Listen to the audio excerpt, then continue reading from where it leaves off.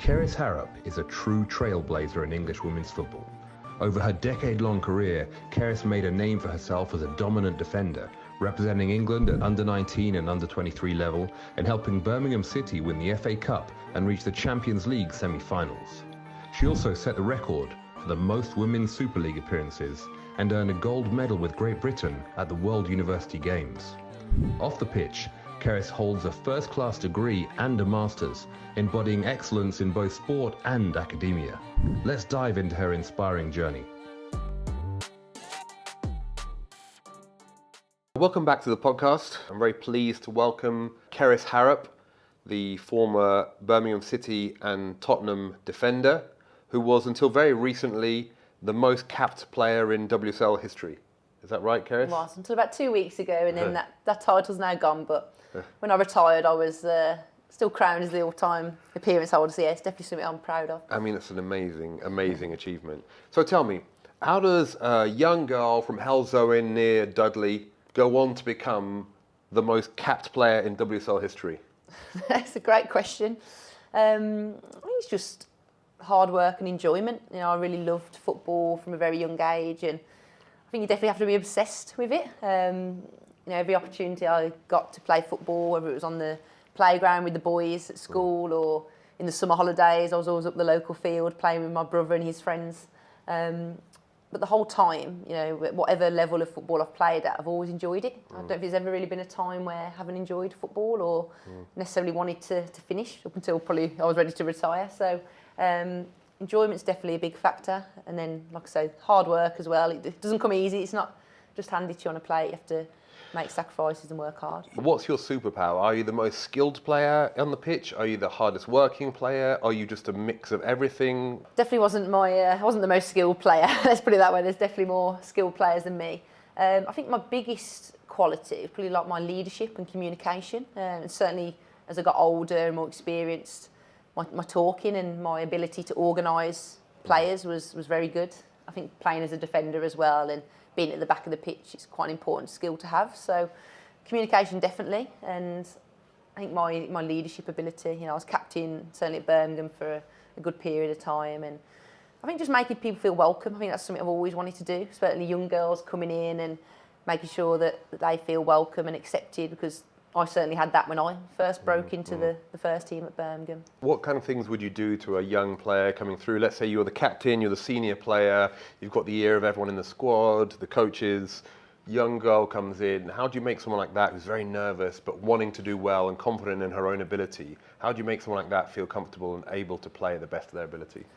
I think it's just real basic things, like actually going up and approaching them first. As you imagine, as you step into a change room and all these people are looking at you who are older and more experienced, it'd be quite daunting. So I'm usually always the first player to go and like say hello, maybe just put a little arm around them.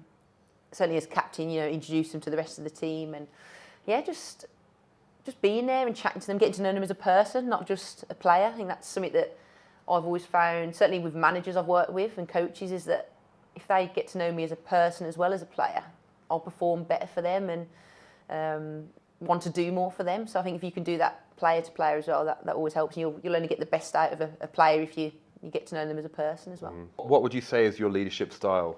I can be kind of forceful when I need to be. I think if I know players aren't performing to the standards that they're capable of, I kind of am happy to say something and try and motivate them in a positive way. But I think overall, I'm always trying to be encouraging and positive on the pitch. I don't think you'll ever get the best out of someone if you keep just hammering them and keep putting them down. You need to try and encourage and get the best out of them. So yeah, that was definitely me. I'm quite a positive person anyway, so just bringing that positive and sometimes silly energy into the change room and getting players up for a game. How was your relationship with managers throughout your career? I think overall it's been good.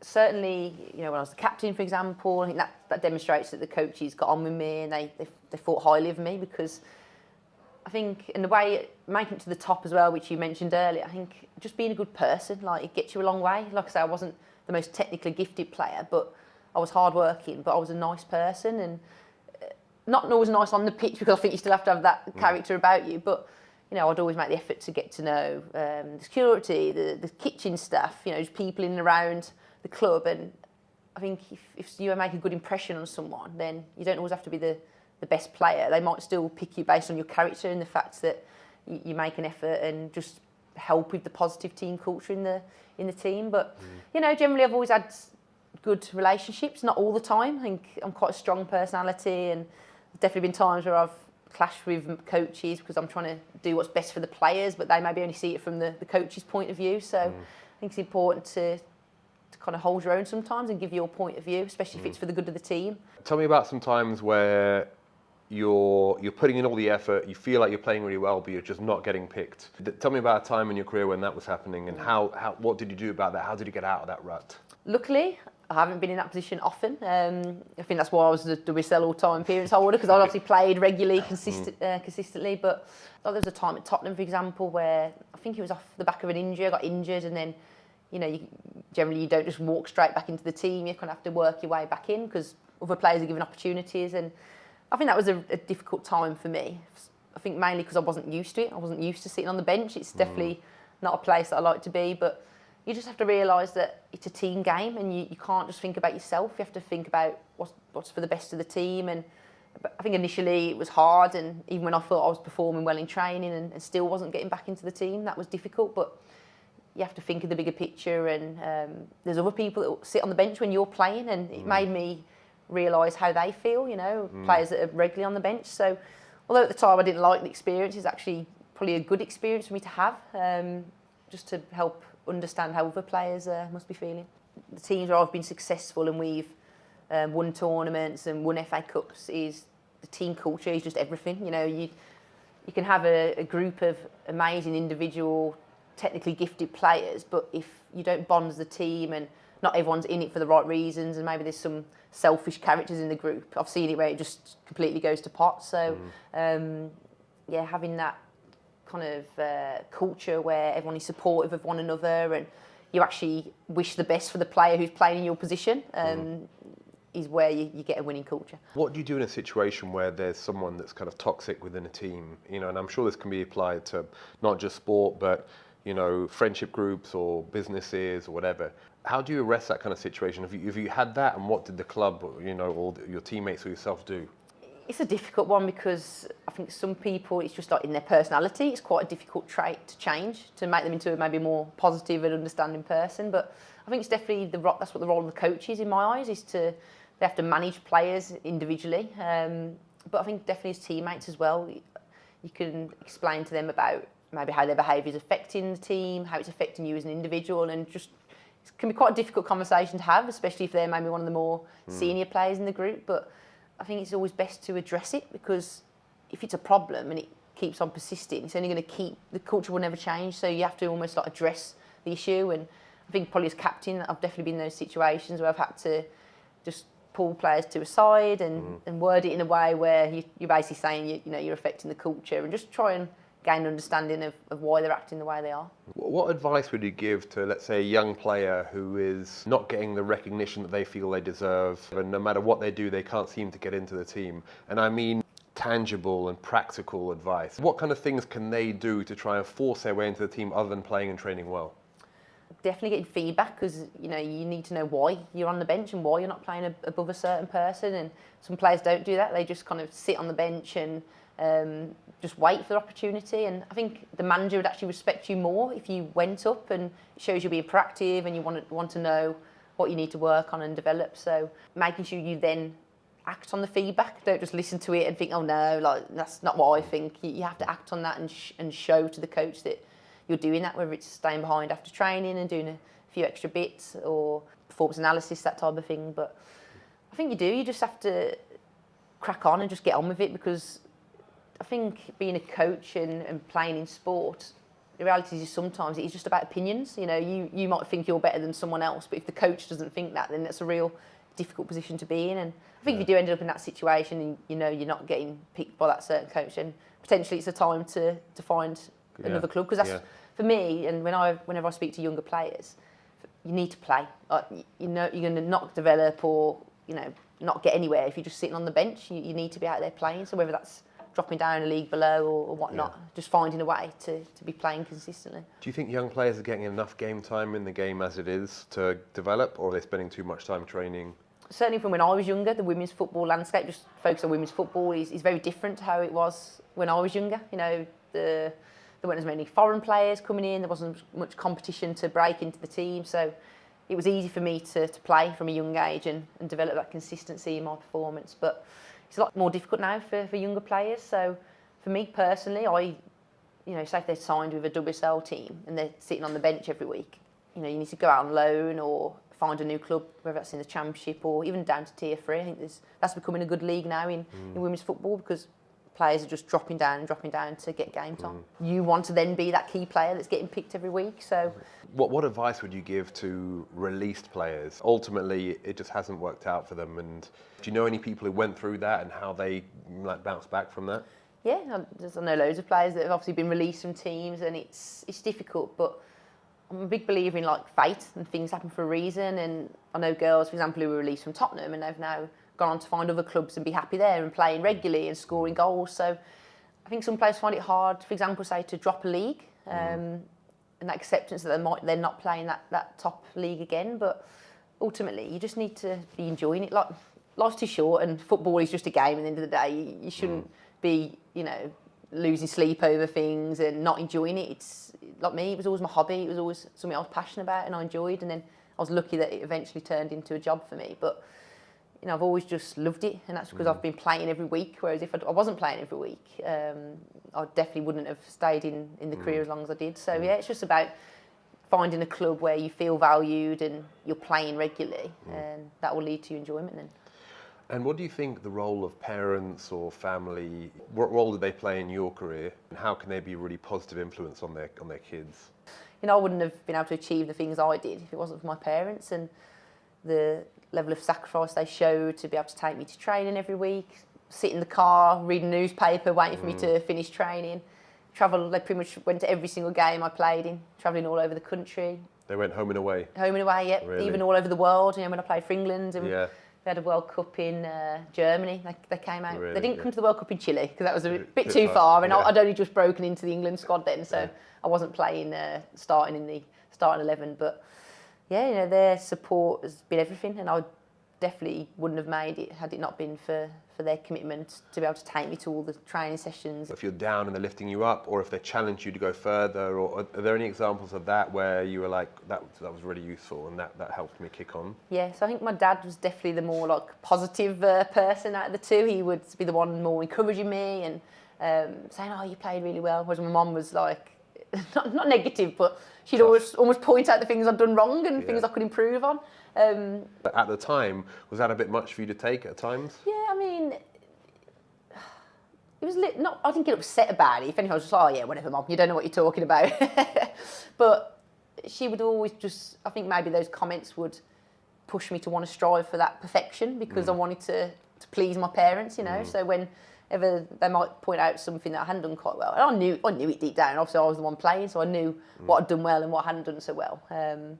But yeah, I guess it provides you with that resilience and that desire then to want to do better in the next game. Yeah, sounds like they had a good cop, bad cop strategy. That's it, yeah. My mum wasn't evil. She would still praise me and things as well. But she, out of the two of them, she would be more with the kind of, "Oh, you could have done this better" type comments. Do you think the girls playing now, they're as tough and as resilient as they were when you started out, or do you think as the game moved on in certain senses in terms of expectation on the girls for kind of grittiness and really digging in? I do personally think there's quite a difference. Like the kids coming through now, I think are very different to the kids at my age when I was coming through, and I don't know if that's just a societal thing. It's so easy now to just get access to things quick, and at the click of a button you can get what you want. And whereas when I was younger, we didn't have that. You had to work hard, and if it was more of a process to get to where you want to go. And it's great now. Obviously, the way the women's game is developed is that the girls get the best access to everything, facilities. They've got agents. They got these, boot deals, and some of these girls have got boot deals, and they haven't even done anything yet in the game. And I think I've played for England and won FA Cups, and I never got anything. And it's just the time shifts were different, and things like we'd only train twice a week, so I'd have to have the resilience and the motivation to go running around the streets of a night time in the winter, because that's how I'd have to get my fitness. I'd have to do road running. And Really? Yeah, because we only train twice a week, so I had extra training to do. Yeah. But obviously the girls nowadays, all the training's done full time in the daytime as part of your job. I definitely haven't got it easy, but it's easier, and that's because the game now is more accessible and more professional. Yeah, exactly, more evolved. professional. So it's a positive thing, but you do see a difference, I think. How would you say the women's game has evolved? Not necessarily at the top end, that's obvious, but in the academies coming through, and are we seeing the results on the pitch? I think the fact that girls now at a younger age are training a lot more, naturally you will see better performances. So if I think of games, like England games I used to watch years ago when I was younger, the quality of the games are better now. Like the Lionesses are technically and everything's better now compared to how it was. And that's what happens when something goes professional. Just fitter, faster, stronger, because we've got more resources now with sports science and GPS vests, just all these little things that you never had before. So there's obviously a bigger talent pool to choose from now as well. So in fact, it's like anything in life, the more competition there is, it raises the quality, because you have to be better to be able to compete and get those spots. Do you think it's made you appreciate it more? Surely it puts you in a position to be very grateful for just how much it's developed, whereas some of the people starting right now are just expecting that. Yeah, that's it. No, you're right. I think from someone who's been there where I had to pay myself to play, or I'd pick up like a £50 win bonus in those brown paper packets that you used to get your money. It was just like having a bit of pocket money.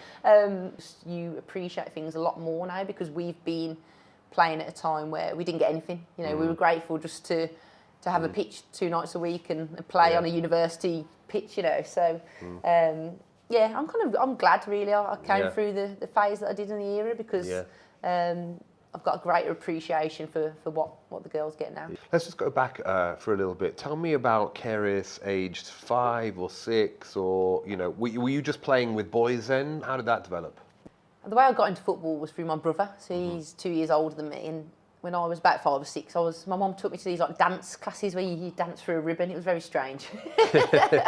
My brother, you weren't feeling it? No, I weren't feeling it. Yeah, you could tell now because my dance moves are horrendous. I probably should have carried on doing it. But my brother was 2 years older. He'd started playing football, and he was winning all these trophies and going off to cool places and playing in tournaments. And I think just naturally for them, I was just like, I want to do a bit of what he's doing. So. My dad took me down to the same local team. It was a boys' team. I was the only girl in the whole team, the whole league, in fact. How old were you then? So I was about 7. When I started.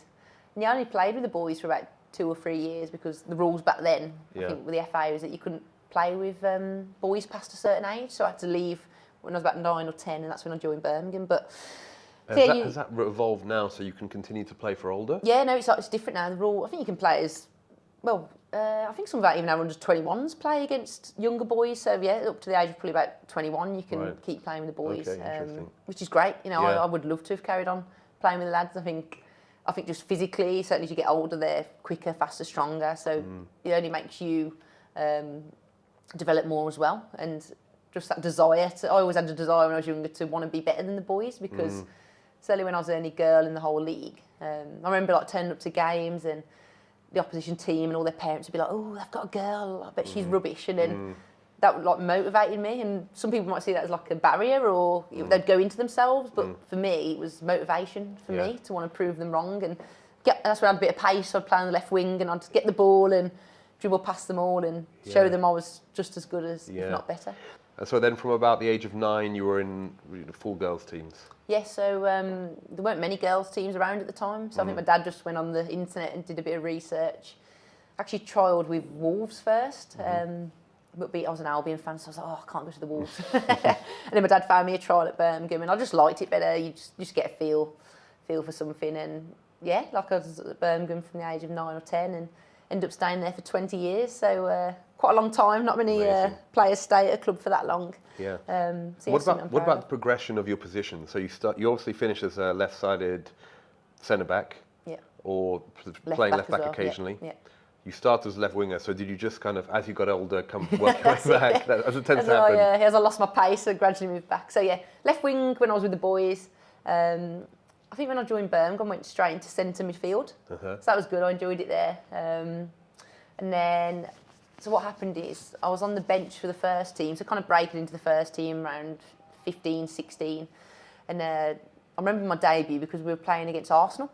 And one of our centre-backs got injured. So at this point, I wasn't a centre-back, I was a centre-mid, but I was kind of thrown onto the pitch at centre-back. And my idol at the time, Kelly Smith, was playing for Arsenal. So it was obviously an amazing experience for me because I was coming on against Kelly Smith because she was directly playing as a striker against me. And luckily then as well, the England manager at the time, Hope Powell, was there. And that's kind of, after that game, I obviously came on, did really well as a young player. And a few months later, I can't quite remember, but I got my first England call up. So yeah, then that's when I stuck then at centre back because I did well there, and that's ultimately when my opportunity came, and I just kind of did well and kept playing consistently, and ended up turning into a centre back, which is not a bad thing because I then went on to play for England as a centre back as well. Yeah. And so what was your favourite position? Not the one you're most successful at, but what would you... I think left back. Really? Yeah, just because you centre back, you generally get to the halfway line and then stop. Whereas a left back, you've got a bit more freedom and you can get involved and contribute attacking wise as well. So, although that was more towards the end of my career, it's definitely obviously I had a bad back injury and I kind of never quite made it back physically there. So you're coming up against quick wingers, so it was definitely a more challenging position for me. Certainly, the older I got, but I was even playing left back when I was at Birmingham. I was about mid-20s, and I really enjoyed it there. Yeah. Were you given free rein to attack? Was the instructor to be quite defensive? No, attacking fullback. Really? I'd bomb on, the other one tucks in, which I was glad about. If I'd have played under a coach that just wanted me to stay and defend, I probably might not have enjoyed it as much. So, how has social media involved in the women's game, and what advice do you have to people who are affected by social media? I think there's positives and negative aspects to social media. So I think the positives are, certainly from a football side of things, you can, it's a good platform to get your messages across and promote who you are as a person, and I guess help to raise your profile. But also get, for me, for example, I'm quite big on sustainability and looking after the planet. So it's ways in which I can get messages across about things that I'm passionate about and positive things. I like connecting with people. Certainly, I like seeing how old friends are doing, old school friends, and seeing what people are up to in their lives. It's a good way to stay connected to people. But then, obviously, you talk about some of the negative sides. Is that there's a lot of mental health issues now. Kids are just so obsessed with their phones, and it is very worrying. It's I don't think it's a good habit to get addicted to social media because, like you say, you only see the highlights of people's lives, and you think your life doesn't compare. But then, when you post, you probably only post about the highlights as well. So, and obviously, certainly relating back to the football context, if you've had a bad performance, you might get a bit of negative, bit of abuse on social media, and that's definitely not nice to see. And that, obviously, when I was younger, that never happened. Social media didn't exist, and I've been quite fortunate, really. I've never used to have the occasional comment, but I've never been a bad receiver of any bad comments on social media. But I know players that definitely have, and you can see how much it affects them and affects their confidence. And did clubs ever support them through that? Yeah, I mean, it's definitely more awareness of it now. There's companies out there that, if you receive a threatening message or something you don't want to receive, you can reach out to them and they'll help deal with it. So yeah, there's definitely more support, but it could probably still be better. But yeah, no, it's like we talk about in the change room example. When I was younger, there was nobody had their phones. The camaraderie was good and the banter. And sometimes now in change rooms, everyone gets in. You look around, everyone's on their phone, and I think that's straight after a game. Yeah, or even coming in the morning into training, and really, not all the time, but I think that's quite sad. We should be able to sit and talk and communicate with each other. And I think that's one of the best things of being in a team, right? Is that relationship you have with your teammates. Have you ever been at a club where they said no phones in the training ground or no phones in the changing room or anything like that? Is that something that you would advise? Yeah, I think certainly an hour before kick-off, there was one rule where you couldn't be on your phone, which I think is absolutely right because you need to be focusing on performance and focusing on the game, but you still get the occasional player that does quickly check and and whatnot. But not too often, not general rules. I think if you kind of set those rules, it can affect the players in the opposite way, and actually why are you telling me that? I can do what I like, and it's kind of causes a negative mindset towards you as a coach. So would you ever be a coach? No. Why not? Yeah, which is interesting because I teach on a football coaching degree, but just I think the pressure You know, it's a job where if you don't do well and perform, you can lose your job. It's almost like not really a stable career unless you're like a successful and good manager. I think just the hours, like, you know, I felt, you think being a footballer is a lot of hours of commitment, but the amount of hours the coaches have to do and the research and watching games, it's just another level. And I know some coaches just can't switch off from it. So you know, as much as I love football, I don't want to be thinking about it all the time. It seems to me you would be a pretty good coach. Have people been saying that to you when you were playing? You're going to go into coaching? I think so, yeah. And I've done my Lottie Way for B coaching badge, for example. And yeah, I feel that the qualities, I've got the communication, hopefully leadership skills to be able to manage players. And part of me always thought, I did bits of coaching, but I never had an actual team to myself, which I've coached over a long period of time. Obviously, I couldn't because I was playing myself, but I'd like to know how I would have done and how successful I would have been, but I just know it's not for me and not a path I want to go down. Tell me about the best coaches that you've had in your career and what made them so special. The best coaches are the ones that obviously have like the technical and tactical knowledge and prepare you well for games, but for me it's more about those ones that get to know you as a person. And because like I mentioned before, if as a coach you get to know your players and not just think of them as players but people, they're going to want to perform better for you. I think it's like anything, if you have a good relationship with someone, you're going to want to do more for them and really fight for them. And so yeah, that's my personal experience, is that they're good people. Has there been, you know, any examples where a coach has made a change or done something that's actually had a really negative impact? Yeah, I think changing a team that's been doing well and then dropping a player for reasons that probably weren't right is definitely something then that has affected the team, because obviously as a player you want to look out for your teammates. So when you see someone who maybe has been dropped unfairly from the team, and then it's because everyone's thinking like, oh, why is that happening? That's a bit harsh. You kind of then not lose respect for the manager, but it definitely affects you, and then that affects performance. And you go on this run of losses, or you know, not picking up points like you were before, and it's just like that could have been prevented had it had that simple change not been made. What do you think it is about that? Is that just that you lose a little bit of respect, so you're less likely to try as hard, or what, you know, how does that cascade it's just down? about respect essentially. If coaches make decisions that are quite harsh, whether it's on an individual or the team. Yeah. What's an example of that? I mean, a player being dropped for a reason that's non-footballing? Yeah, potentially, yeah. Or just having a go at the players or the girls when, you know, they're giving their all, but the coach maybe doesn't see that.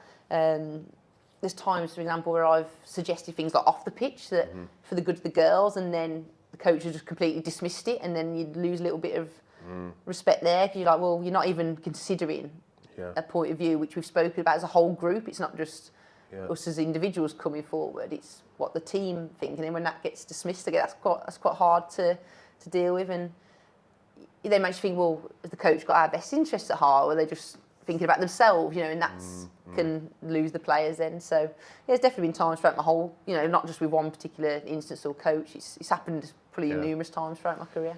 It's that balance between showing power and like that you're the person in charge, but then also letting the players feel that they've got still some empowerment. And then for me, I don't care if you know, higher up in the pyramid or whatever. Everyone's a person and a human being, and I think everyone should be treated equally and everyone's opinion heard. So when there's that kind of element of like a power trip involved, that's certainly for me that's difficult, and I struggle to deal with that. Yeah. Do you think that some coaches forget that actually they're dealing with 15 or 20 grown adults, and they get a bit caught up in their own authority rather than it being a collaborative way of coaching? Yeah, definitely. And I've seen the difference between when a coach does that, what you're saying, and when a coach makes everyone feel valued and everyone has their opinion. And that's the difference. That second part I talked about, that's the team that will go on and win a Euros or win the FA Cup, whereas the other side then, you've got a great bunch of individuals, but if they're not being heard or made feel valued, then that's when the performances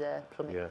Yeah. Tell me about a time in your career when you guys were absolutely flying as a team, the coach was on fire, you're doing really well and everything's going really well. So probably England, definitely. So when we won the under-19 Euros, we had a fantastic coach in Mo Marley, and she was well respected. Again, she was a people person, so she was good at dealing with the players and making everyone feel valued. And yeah, we just, you know, I think in the Euros tournament, under-19s that we won, we didn't lose a single game. We didn't concede a goal, so it just showed we were just flying, playing some amazing football. And I think it was back to that point I made earlier about everyone just got on with everyone, and you supported the person that played in your position, and that's ultimately what allowed us to go on and win the Euros. And I think with Birmingham as well, under a manager called Mark Skinner, so he's now at the boss at Man United, but again, just we played some amazing football. His level of detail was amazing, and he had high standards, and if we dropped below that, he would let us know, and that's ultimately what allowed us to perform really well. Yeah, there's some games sometimes where I was even sitting at the back and watching what some of our players were doing. It was like brilliant to watch, and or spectating it just from the back. Yeah. And tell me about your proudest moment. Looking back on it now, it was a real pinnacle of your career. I think winning the FA Cup with Birmingham in 2012, because that was the first major trophy the club had ever won, and to do it with my hometown team was really cool. I've been at the club for 12 years at that point, so to finally win a major trophy was amazing. Yeah, so that was a great day. Had a good party afterwards as well in Birmingham, which was good, certainly memorable. Also represented Great Britain at the World University Games, and we won that as well. So again, just like a mini Olympics for university students. That was again a real proud moment. I think walking out of Wembley, captaining Birmingham in the FA Cup final. We didn't win that one, but still to have to walk out captaining my hometown club was really cool and really special. But I think it's not always about stuff on the pitch. I've done a lot of work off the pitch as well, and just things like seeing girls with my name on the back of their shirt and knowing that I've inspired them and I'm their role model. That's certainly the start of my career. That just didn't happen. There'd only be men's names on the back of shirts, but to see your own name and even now, loads of certainly the Lionesses, young girls and boys have got, and adults, have got their names on the back of their shirts. That was definitely a real proud moment. Just being able to inspire the next generation. So tell me about some real low points in your career where you just were really down, ready to give up or whatever. Tell me about those, and then which would be useful for people listening is how did you get yourself out of that rut? The one I spoke about earlier is when I was on the bench for a period of time, and it was something I wasn't used to. There were times where I didn't deal with it very well, and I'd just be stropping around, and I'm normally such a communicator on the pitch, and I'd purposely in training just not communicate. So I'd be like, well, you're not, I'm not going to be there on the weekends. You've got to deal without me communicating. I was away from home at this point. It was during a period in Tottenham, so I was just like, why am I here? I could just be back home playing for Birmingham and playing every week. And but then you just have to realise that I then developed an empathy for the girls that sit on the bench every week, and it made me realise that actually that's how they're feeling, and it's not a nice feeling to be in. And ultimately then I just thought, you know what, great that this person's getting an opportunity and she's taking her chances, who's playing above me, but I just had to then just knuckle down and carry on. Things aren't going to be, or the coach's mind's not going to be changed by me just stropping and acting in a negative way. I have to show that I'm willing to work hard to try and get back in the team. So that was a good learning curve for me, actually. Then when I hurt my back toward the season before I retired, that was obviously a bit of a down period because it was quite a serious injury. I kind of lost all sensation in my leg. I didn't know if I would be able to lift my foot and stuff again. Then I had surgery, and luckily the sensation and the nerves came back down this right side, and it's a long rehab process then, and that was quite difficult. But again, because I'd seen players and teammates go through a lot worse than me, I realised actually, you know what, it's not that bad. It's going to be a few months. Just got to work hard and crack on and just do what I'm told and do all my rehab correctly, and then I'll sooner get back onto the pitch. So and there's certain times we were so close to winning the league once, by goal difference we lost, and that was really difficult to take. But I always just go back to it's just a game of football. There's a lot worse things going on in the world, and I can't be down over a game of football. We're just kicking at a sphere full of air around a grass pitch. There's a lot worse and more important things going on in the world. Have you experienced much discrimination in your career? Is that something that's been a part of your life that you've had to deal with? Not too much. I wouldn't say I personally feel I've been discriminated against in terms of say social media comments or anything like that. But I think as a female footballer compared to a male footballer, things like financially we were nowhere near what the guys earn. So as a result of that, I've always had to, or I've chose to have another job alongside just to be able to top up and save money for a house and mortgage and things. So I guess that's a kind of like indirect discrimination just from being a female player, and it's definitely getting better. But I don't think we should compare the women's game to the men's just because it is a men's game. Even across men's sports, it's a completely different ball game. So. Yeah, something that you had to deal with, but probably wasn't personal to you. Yeah, it was like the whole, you know, discrimination against the dealing with women's it. football as a whole rather than me personally. Yeah. It's interesting because I know, you know, we do quite a lot of work in rugby, and the people in rugby are very worried about the women's game taking up that market share. Rugby is traditionally a kind of family-friendly game. A lot of, you know, mums and dads take their kids and, you know, stuff like that. Do you see women's football capturing more of that market share? Yeah, definitely.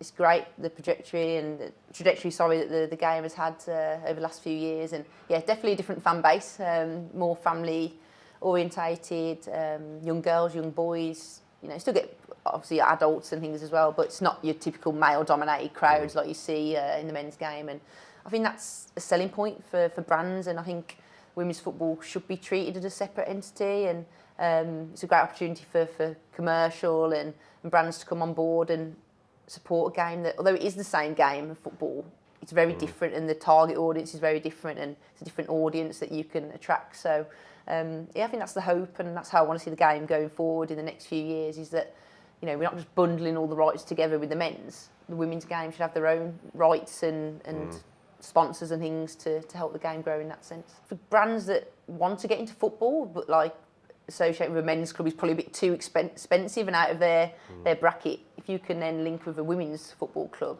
it's still probably not the same level of exposure, but it's still got a very good exposure, and games now are on TV a lot more and things. So yeah, for brands that want to get involved in football, I think they should certainly enter into the women's side rather than the men's. You're now teaching at university, and you're also working as an agent. How do you think you can use your experiences as a player and as a captain, a leader, as an agent to help, you know, other players achieve their best? Yeah, well, I've been there and done it. You know, I've got the T-shirt, so that's one of the main reasons why I wanted to become an agent, to be able to share my knowledge, experience of loads of different situations, not just on the pitch, but also off the pitch as well. So, yeah, it's something I think I'm equipped for. I've got the knowledge, experience. So I'm quite a good people person, so, you know, I'm able to talk to them and make them feel valued, and almost be like a mentor to players coming through. And I'm not just passionate about obviously helping players on the pitch, but I'm very big on the dual career, and you know, I want to help players get into a position like me, that when it comes to them thinking about retirement, they're not scared to retire because they're excited about other opportunities that are coming their way. But you know, I have to work hard for my opportunities and prepare myself. You know, I always did some form of education or teaching alongside football. So yeah, that's my main passion, is just to help players and make sure that they're prepared as possible, and can then, once they retire, have a different identity and go into a well-paid job. So just time for a few personal questions about you, Kerys. We've spoken to your mother, and it seems that you were quite a competitive young lady, and she has a question for you. When you were age 7 and you were crying because you lost, was your mum right to chase you around the pitch and bring you back and make you shake hands with all the opposition players? Oh God, that memory. I knew she'd say something about that because I think it traumatised her. Yeah, I was so competitive. I used to hate losing. You know, there have been numerous times where I'd just cry and run off, and I think because I was crying, I was too ashamed then to go and shake people's hands. I was obviously embarrassed and just angry. So I remember the once my mum, I think it was at a tournament, I ran off and she had to chase me and bring me back to ensure I shook hands. And obviously, looking back now, she's, you know, wanting me to be a good sports person and show sportsmanship. So yes, I think she was correct to do that. And yeah, I certainly wouldn't encourage, if I was to have kids myself, I certainly would probably do the same and encourage to be a good sport. And you don't always win every game. And you know, it is a lesson, like I say, you don't win every single game, and you have to be gracious in defeat. So I think she definitely taught me a lesson there. What was one training thing that you hated the most? Hated the most? Like, was there anything like an all-line run or something that stood out and you were like, oh God, this again? Yeah, we'd have to do I'd rather get my fitness through playing football. So sometimes we'd have to just do like box to boxes at the end of training just to top up fitness. But I think because I was a defender as well, I'd always have the most runs to do, because obviously the strikers and the wingers and centre mids, they generally run more and at quicker pace in training. So I guess that was pretty annoying when everyone had to do like 4 box to box, and I had to do 8. Yeah. So I was there running on with me and the other centre backs at the end. So yeah, I'd probably say the extra box to boxes I had to do. And who were your idols growing up? David Beckham was definitely one. Had posted him all over my bedroom. But Kelly Smith as well. So she was Arsenal player, England legend, and I think she was left-footed like me and played centre mid at the time. I definitely looked up to her. So yeah, I'll go with those two. Yeah, great. Well, thank you so much, Kerys, for coming on and sharing your experiences with us here at Defy and the people who are watching this. And I'm really sure that there'll be some people who can take some nuggets of what you were talking about, your experiences and the challenges you faced, how you overcame those, your achievements and the commitment and the resilience that you showed throughout your career. So thank you so much, and I'll see you soon. Thank you.